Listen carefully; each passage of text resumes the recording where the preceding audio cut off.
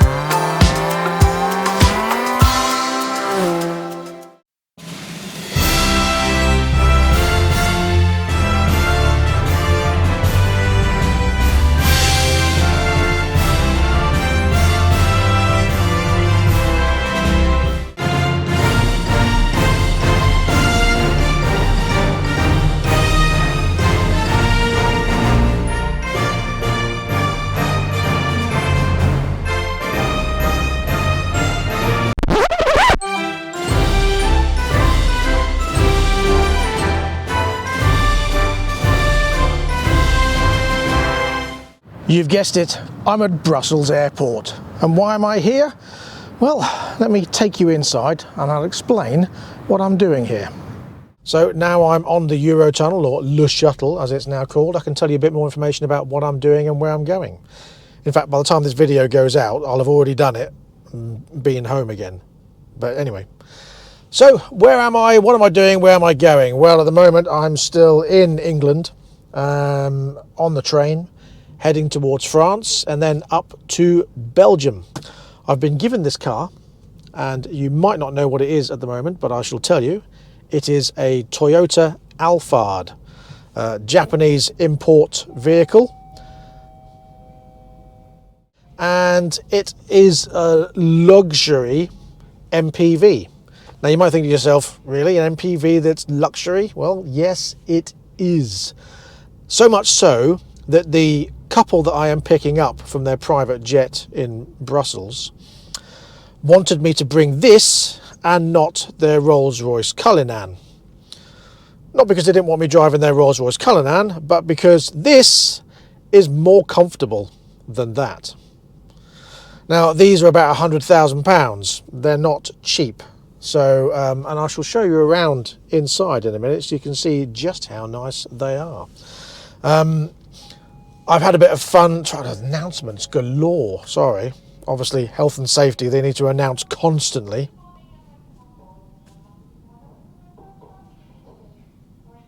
Constant bloody announcements. Ding dong bing. And obviously you have to have it in English and then in French. Now, when I first got in this, I thought there was a problem with it. Now, even though it's been changed to English, some of the dash is still in Japanese and some of the options are still in Japanese. However, I did work out that the reason why I couldn't connect my phone via Bluetooth, and the reason why I couldn't tune the radio, and the reason why I couldn't choose any options whatsoever is because I was driving. And these functions only become available when you stop. So when you stop, you then can add a phone, remove a phone. At first I was thinking, there's no option, it won't let me do it. But that's the reason, safety. Apparently you're not allowed whilst driving to touch that and look at it. So health and safety and road safety, you have to wait until you are completely stationary before those functions become available. Anyway, that's all done. I'm now Bluetooth connected, etc. blah blah blah. So what's it like to drive? Well, it's all right. It's not overly fast, 2.5 litre engine, petrol. It cruises really comfortably and really smoothly. Changes gear flawlessly. It is beautiful to drive, I will be honest. It is very nice riding. You don't feel as though you're doing 65 miles an hour. You feel as though you are doing about 40, to be honest. On this particular model, you've got all the features. You've got cruise control, you've got the ability to change your stereo and all that lot, and TV as well. Apparently there's a TV in here that comes down, TV, and you can connect to a TV. Probably not in this one because it won't recognise the signal, I reckon, because it's Japanese. You've got all the functions on here. The seats are very comfortable, apart from this driver's seat doesn't seem to have any lumbar support. Now, you've got lumbar support on the passenger seat here, and you've got a recliner leg up situation going on the passenger seat also, but nothing on the driver's seat, so there's nothing to adjust lumbar, and I find that a bit weird, to be honest. It's electric seats and everything is all very comfortable, and you've got the ability to move the seat, and you can adjust the seat back and up as well. I was probably really annoyed where I'm going to be now. No, we're good. But no lumbar support. Find that a bit weird, to be honest. But anyway, let me show you inside and why it is more luxury than the Rolls-Royce Cullinan, apparently. I personally would have preferred to bring the Rolls-Royce to France and Belgium, but there you go.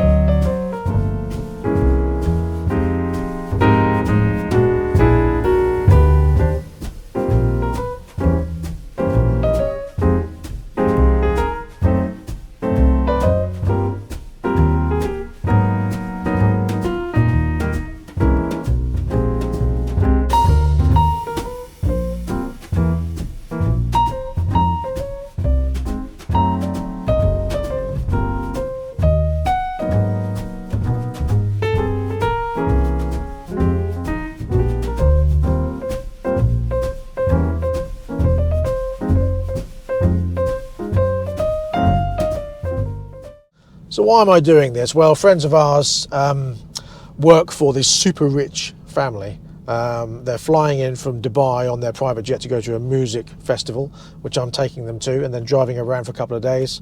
Put me up in a 5-star hotel, all expenses paid. Thank you very much indeed, but I am doing it as a favour, not a paid gig or anything.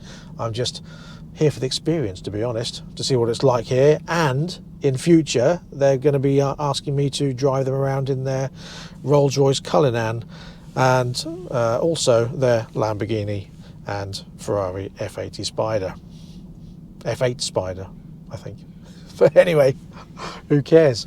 So I thought, why not? Gets me a nice trip to France and Belgium. I get put up in a 5-star hotel, all expenses paid, and I get to drive a nice car, nice comfortable car. So yeah, let me show you in the back and you can see why it is so luxury.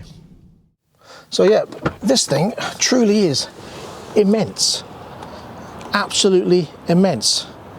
Now, I've been asked by many French people on the way down here when I was stopping, what is it?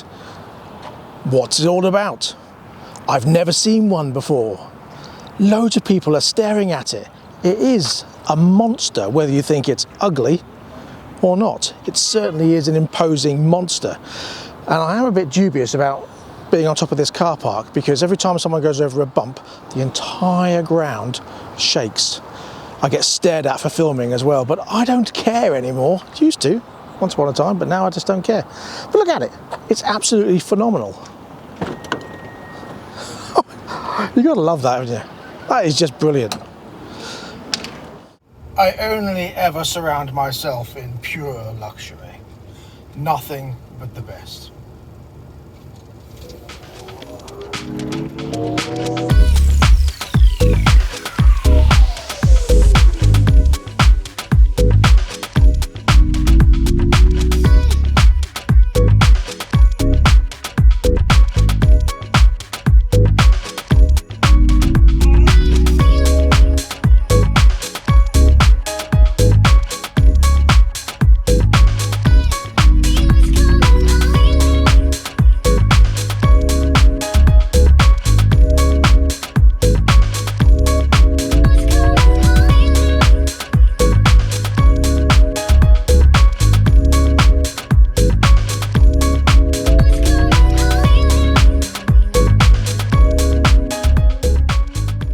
Okay, so I'll tell you what it's like to drive this car, shall I? Whilst negotiating Brussels streets. Now, when I first heard of this car, I thought, oh, it's just a Toyota MPV. But it's not. It's such an expensive Toyota MPV.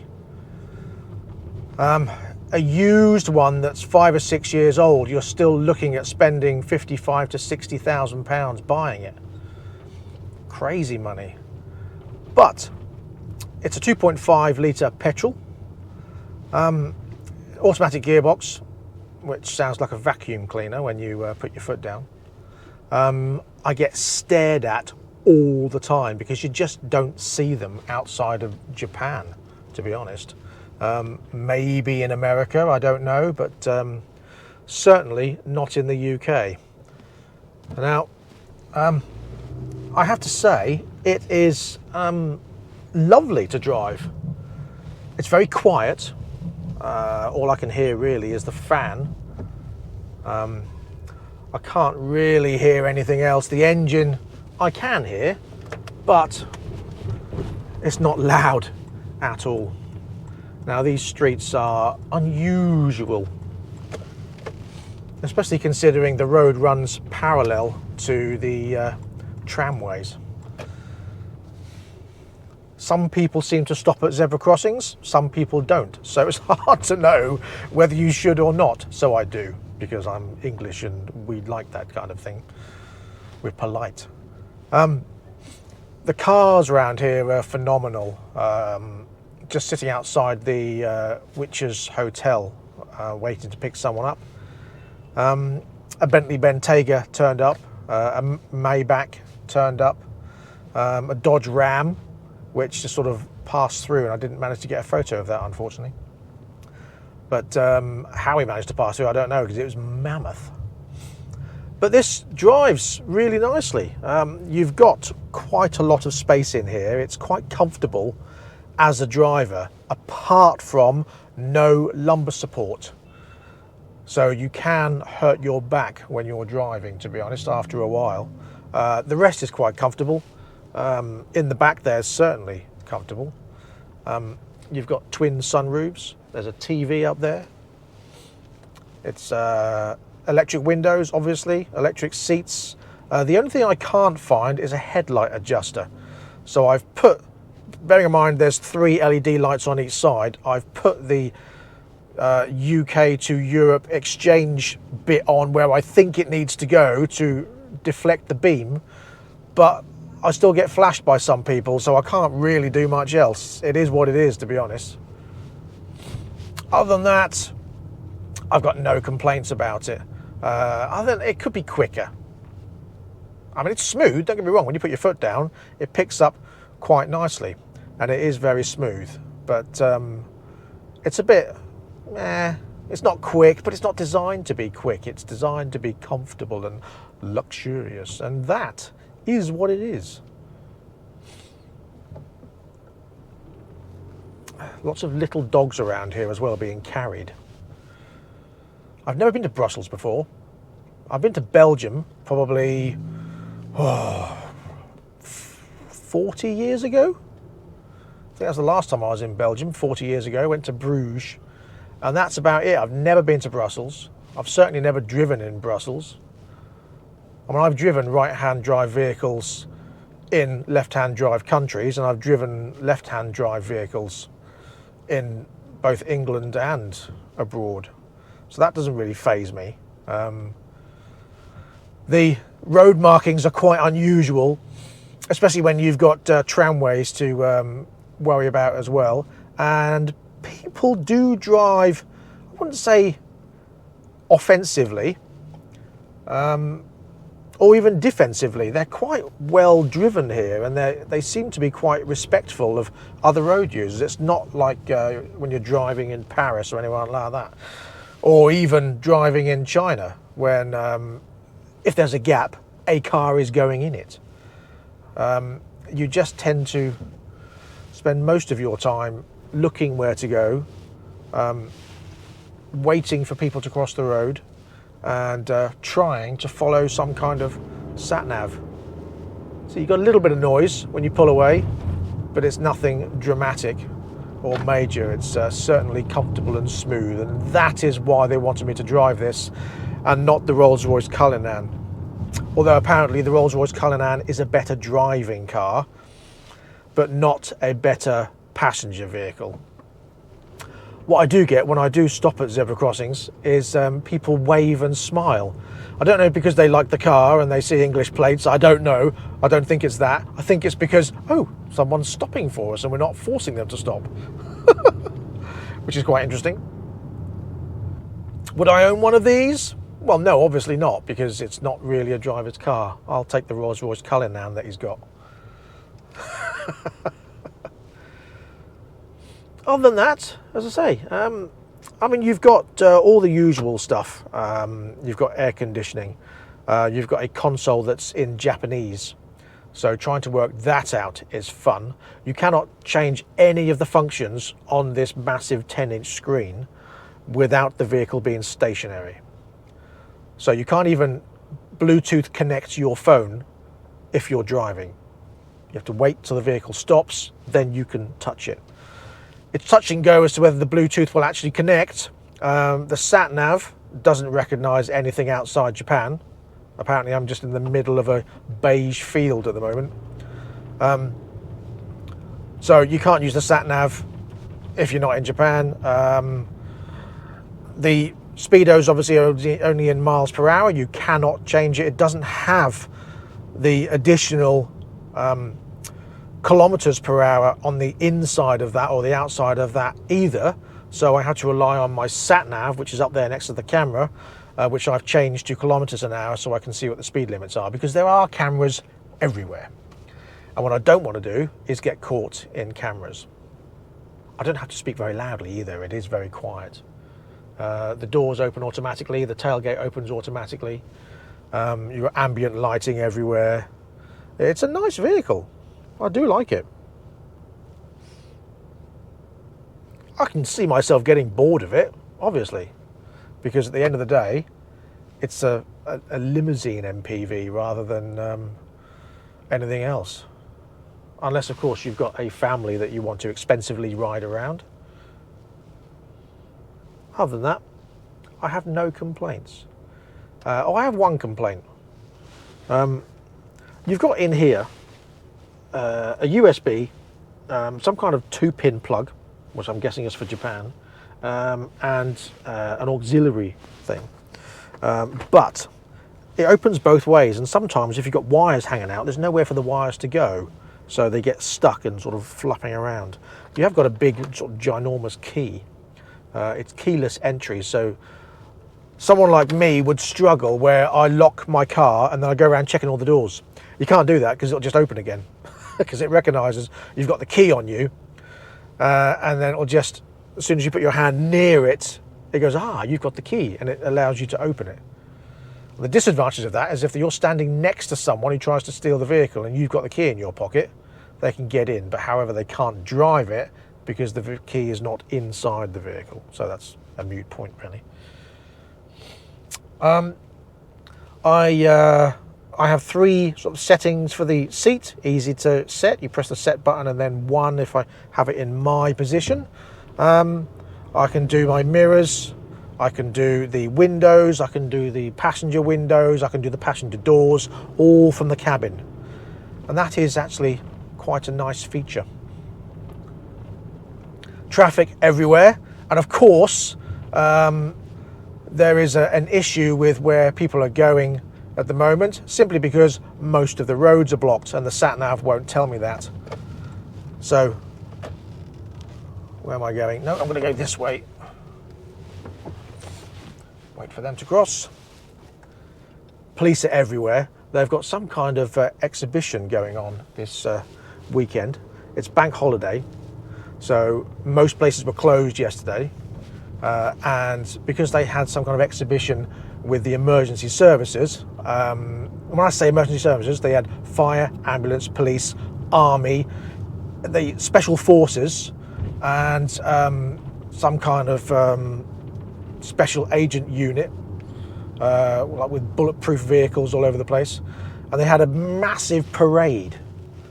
So people on bikes everywhere as well, and they just sort of ride wherever they feel like it, mostly because they're not from around here, so they just think they've got freedom of where to go.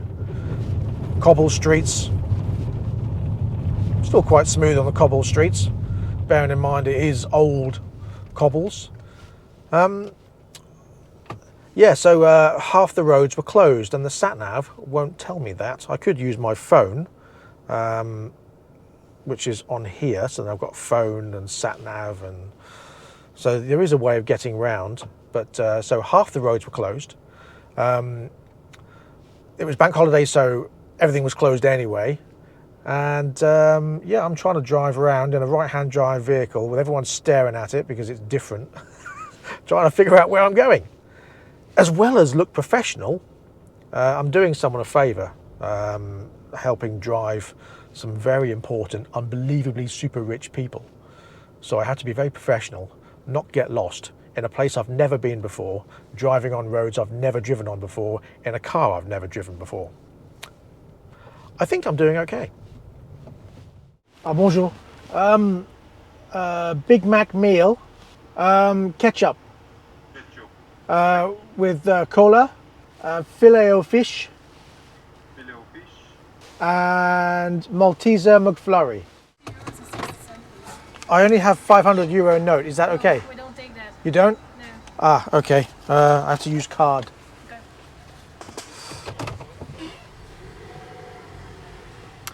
So no one will take my €500 note. I need to find a bank.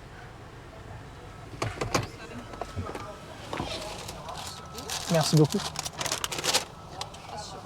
Merci.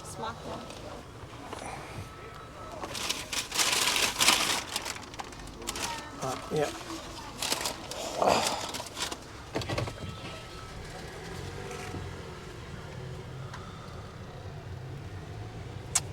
Well, I did lie a bit and said I've only got a €500 note. Got many 20s, but I really want to break up that €500. It was given to me and I don't want to use it. Well, I don't mean I don't want to use it. I mean, I want to use it. Not I don't want to use it. I want to use it. I want to get rid of it. I might have to buy myself a pair of £300 Gucci shoes just to use it. I don't want to do that. More like sandals than shoes, aren't they? Not really my cup of tea. Or should I say, not really my café au lait. Sacre bleu!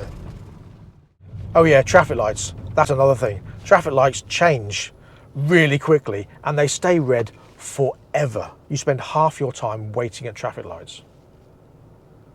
It gets very boring very quickly. So I shall end it here. It is a nice vehicle. I do like it. Would I own one? No. Is it worth the money? Yes, if you're a passenger. Not if you own it and drive it on a daily basis. What's the point? Buy a Rolls-Royce Cullinan, and that's a sentence I never thought I would ever hear myself say. Oh, we did. So it's got the best of both worlds, hasn't he? Excellent. So thank you very much for watching. I'll be back very soon with something else. So until next time, please ride and drive carefully, but have fun. Bye-bye.